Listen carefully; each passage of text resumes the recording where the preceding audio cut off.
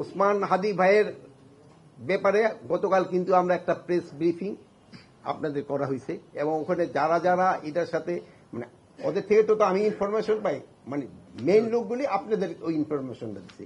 ওইটা ছাড়া আমার কাছে এক্সট্রা কোনো ইনফরমেশন নেই।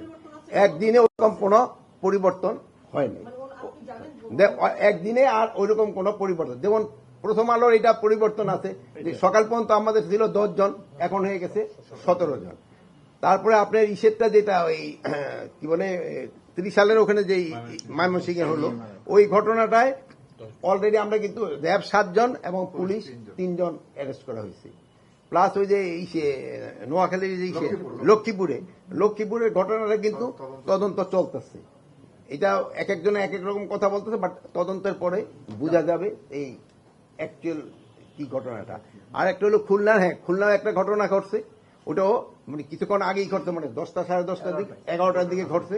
আমরা এই অলরেডি আমি কেএমপি কমিশনারের সাথে কথা বলছি, উনি পুরো ঘটনাটা বিস্তারিত জেনে আমাদের জানাবে।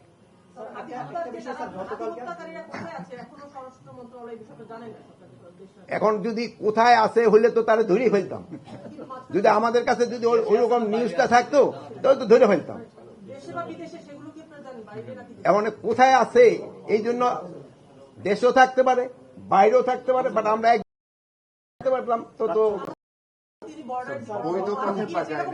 এখন হলো উনি বৈধ পথে যায় নাই, এখন অবৈধ পথে গেছে কিনা এটা তো আমি বলতে পারবো না। এখন বলেন ডাকসু বলেন। হ্যাঁ বলেন। ডাকসু থেকে এসেছিল, তারা আপনাকে একটা আলটিমেটাম দিয়েছিল যে আইন আপনার পদত্যাগেও দাবি জানিয়েছিল, ইনকিরা মঞ্চও বলেছে। গতকাল দিনভর গুঞ্জন ছিল যে স্বরাষ্ট্র উপদেষ্টা আসলে পদত্যাগ করবেন বা করছেন কিনা, আপনি একটু যদি বলতেন। আপনার দিনমনকে গুঞ্জন শুনছেন, তো গুঞ্জনটা কি? ও আচ্ছা, পদত্যাগ করলো তাহলে এখানে বসতাম না। আর এখন যখন না ইউনিভার্সিটি যদি কোনো প্রশ্ন থাকে বলেন, তা নাহলে আমি এখন না ইউনিভার্সিটির যদি কোনো প্রশ্ন থাকে বলেন।